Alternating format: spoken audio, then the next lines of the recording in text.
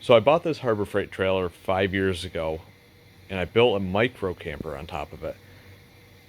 Used it for a couple of years, never really finished the project. Ended up taking it off last summer and putting the plywood deck on, and I've been using it to tow behind my car for a fuel trailer. I got the idea to take the leaf springs out and 4-link it with airbags. I'm going to lower it a little bit more. It's already got an axle flip which dropped it about 2 inches. This is an Amazon kit that I bought. Comes with the 4 links, a bunch of brackets, 2 2,500-pound airbags. A lot of it's going to need to be cut up and modified. The links themselves are probably going to have to be cut and have new tube ends put into them. These are kind of crappy. They're hard plastic, not poly or anything, so there's no way that this could flex, and I'm guessing that as soon as you hit a bump it's probably going to break one of them. So I'm probably just going to cut the ends off, weld new ones in, put heim joints on it. I think it'd be a lot safer than trusting these ground off welds that are on here. Overall quality of the brackets and the airbags seems to be decent, so I think this will be usable for a cheap kit. I think it costs like 230 bucks. It's well worth it for the parts that I got into it. So I think what I need to do is I need to get this plywood deck off and get the fenders off and start mocking up stuff and seeing how this is even going to fit underneath there.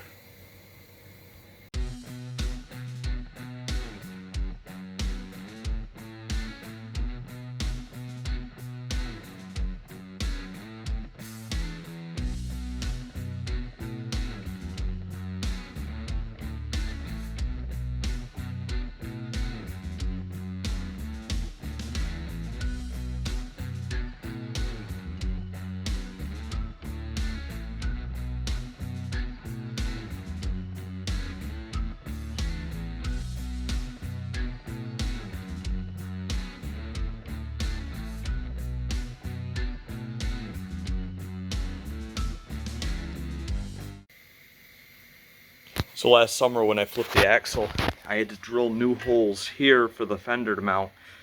The lower ones, it would rub the bolts onto the tire. I'm thinking I might actually have to build a bracket to mount the fender to the axle, so that way when the airbags drop it, it won't rub. It'll always keep the same distance.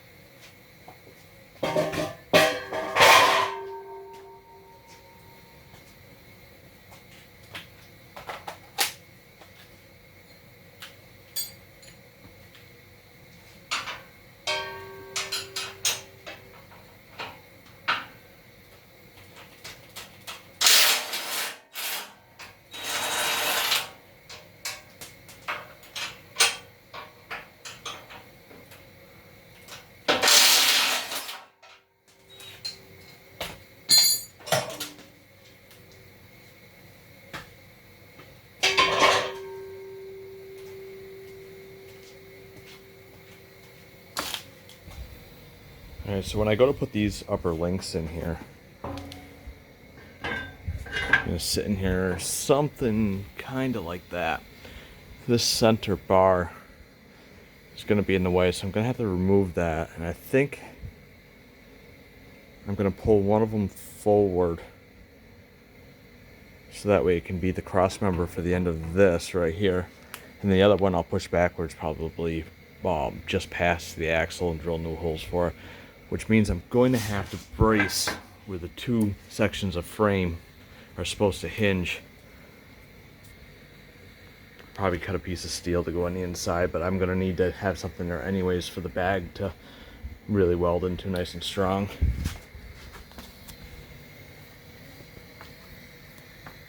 I think I'm gonna take the U-bolts off the axle and then drop the axle onto this piece of angle iron right here and then just tack it to it, so that way I can keep the axle nice and square.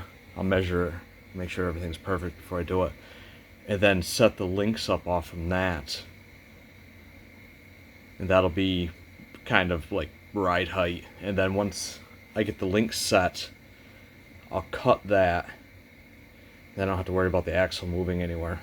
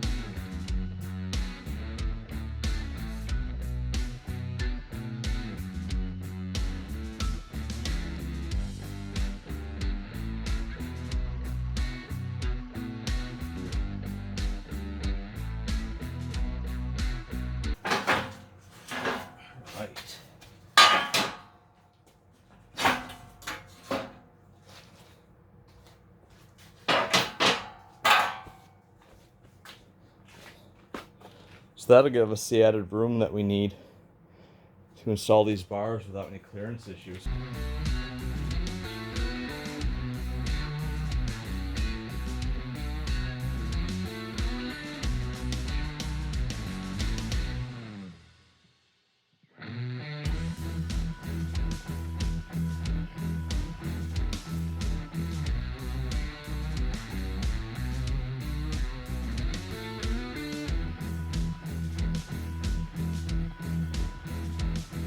Alright, so here you got the center of the trailer where the two cross members normally would have gone there to support the folding part of the trailer, which I don't use. So I'll make a plate that will sit in here and that will connect the two together to make this stronger, because this piece of angle iron is actually going to go and I don't need it anymore for the leaf springs. And by getting rid of that, I'll be able to lower this even more. But for now, it's going to stay, and then I'll drop the axle onto that and use that for a spacer, for a ride height spacer. And it's easy to weld too. All right, let's get the axle unbolted and drop that right down, and see what it's going to look like at ride height.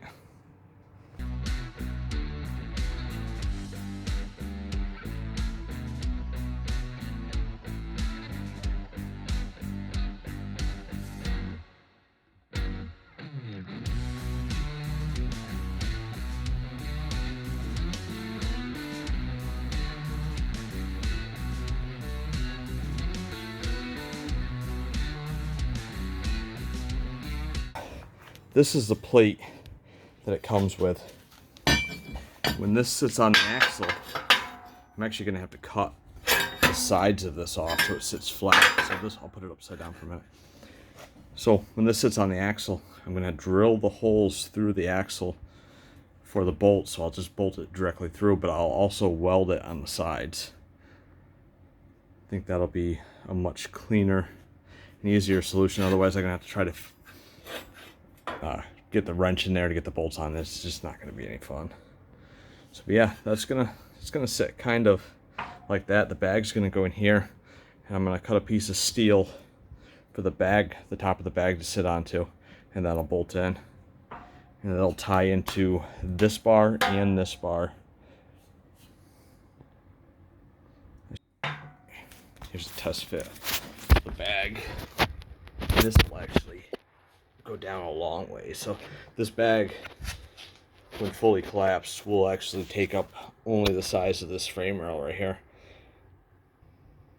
You should be able to lay the axle right onto the frame when it's fully compressed, which will drop this another 1.5 inches or so. But yeah, this is going to be the ride height driving down the road. It's not slammed, but it's definitely quite a bit lower than a stock Harbor Freight trailer. And I think it'll look really good once you get the bags into it. So far right here it's sitting about, I'd say 4 to 5 inches lower than what it would come from the factory, which is a decent amount.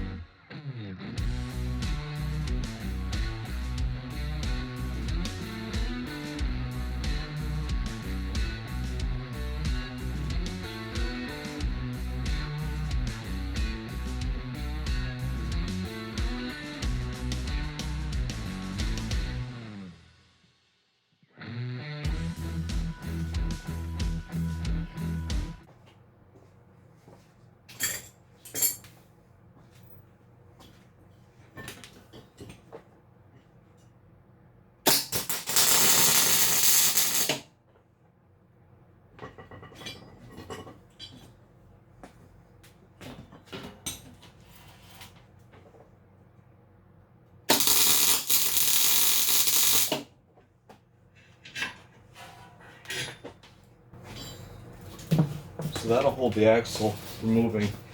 Now I don't have to worry about realigning it every time. When I'm done, I'll cut them 2 little tacks and do nothing. Alright, so I think I'm going to stop it here for the night. I'm not 100% sure on the design I want to go with, if I'm going to do a dual triangulated or just a single. I may keep it simple and just go single and go from there and see how it works out. But this should be the final ride height. The front will go down a little bit lower, and I'll readjust my ball mount on the 300ZX.